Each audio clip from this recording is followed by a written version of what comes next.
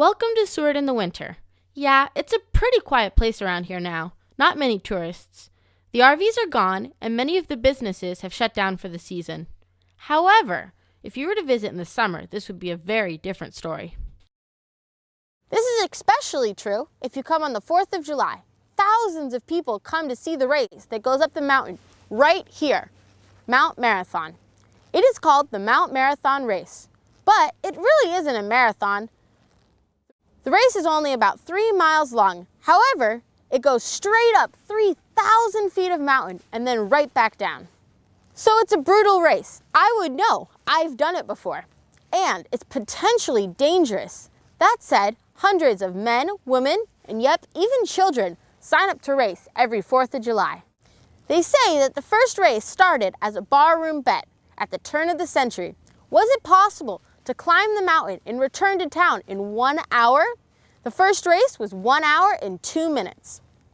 But people had been climbing Mount Marathon long before the alleged bet.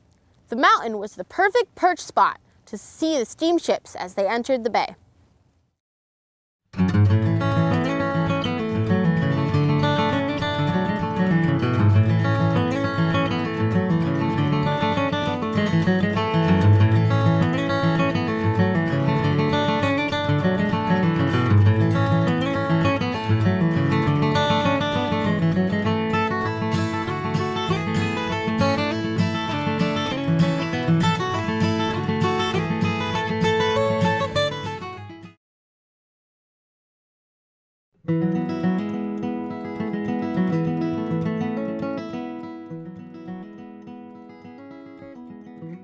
Imagine being isolated on a remote island in the middle of the ocean. Imagine how excited you would be if you saw a ship arriving from the distance.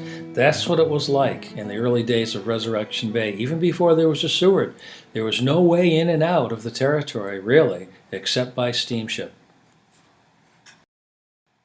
This is how people describe the coming of the steamboats to Seward in the early days.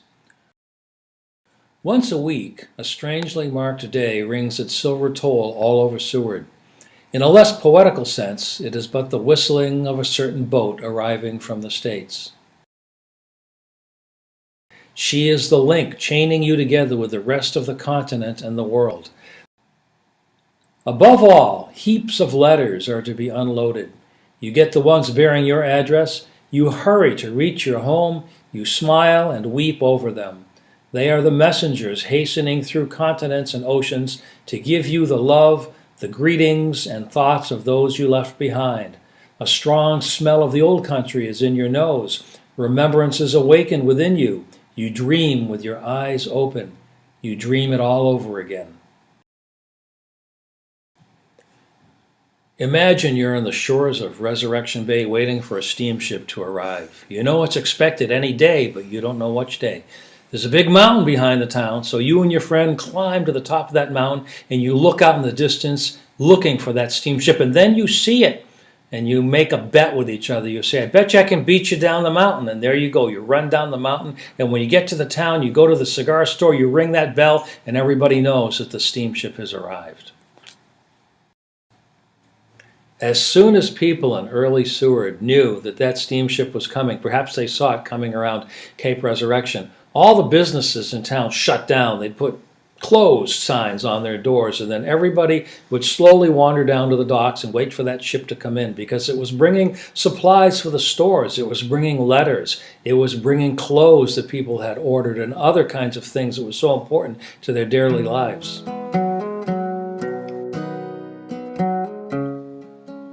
If those passengers coming to Seward had started off in San Francisco, they had stopped at other Alaskan ports, perhaps Ketchikan, probably Juneau, and certainly Skagway, the gold rush town, and then after they crossed the Gulf of Alaska, perhaps through some storms, where they really experienced the seas of this last frontier, they probably stopped in Cordova and Valdez. But then, as they entered glacier and mountain-rimmed Resurrection Bay, many felt the pains of anxiousness as they realized they had arrived in a raw land full of opportunities and perils. And you know what? Now it was different. This wasn't like Ketchikan or Valdez or Cordova. This was the place where they were going to get off the ship, and now they were here to stay.